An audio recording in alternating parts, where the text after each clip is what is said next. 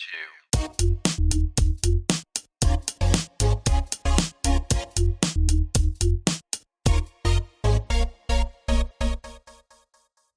Oh, hey, all, and welcome back. And I have a very quick review for you all of the new Gurren Lagann Riobot Lazengann.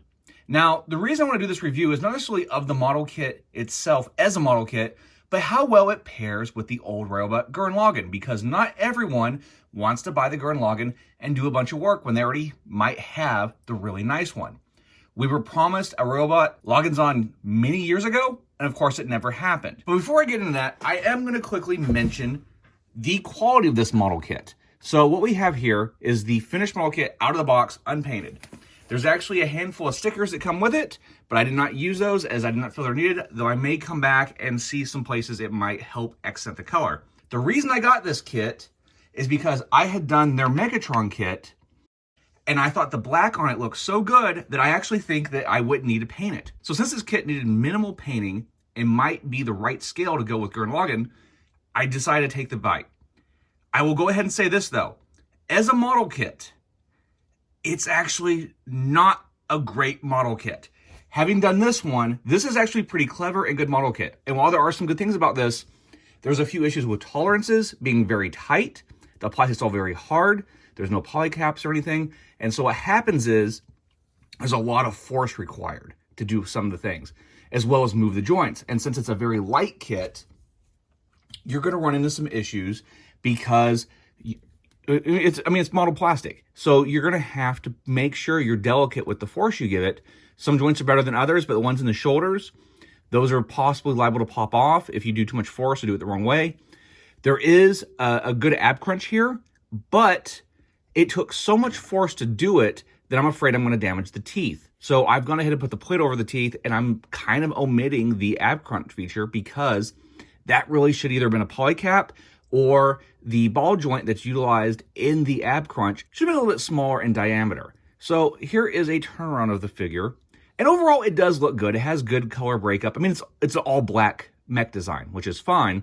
The only places I feel like could use some emphasis, and this is what I would suggest if someone wants to build this themselves, is maybe this area under here, under the toe. I think it's supposed to be red, but I feel like I would like it a little bit better if there was something done to break up that color, make it look like it's not molded plastic. And then with the fingers, I think adding some panel lining to the fingers would be about all I would do to this kit to accept it as is. It does look good, and it is a nice final looking piece.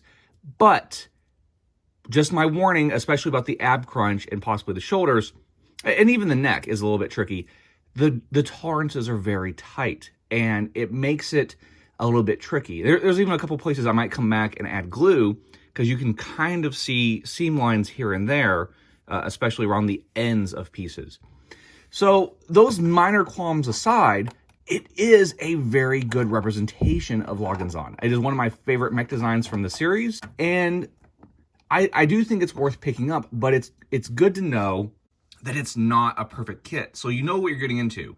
I did not, and that's where I think my frustration came from, because I thought I was getting into the quality of kit that they have with their Transformer line, which is a very solid kit. I kind of wonder if they'd taken the drawings from the actual robot and sort of retooled them away so it could work as a model kit, or I don't know. But I'll say, as a model kit, it could be improved. But without further ado, and here we have Gurren Lagann. I honestly think the scale works. I don't know if they were supposed to be exactly the same height, but I think Lagann being just a hair taller, especially as imposing as he was in the series, I think this works fine. Now, of course, the robot version of Gurren Lagann is one of my favorite figures in my collection.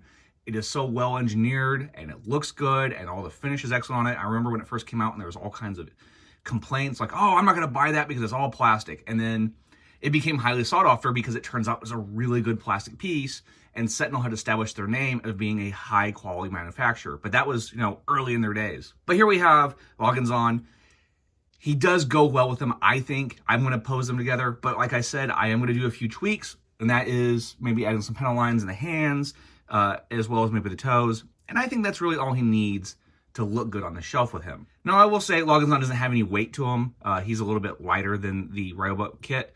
So even if the backpack could fit, I don't think I would put on him because he'd probably just fall over. He already has a little bit of stability issues as is, but he is still an awesome looking figure.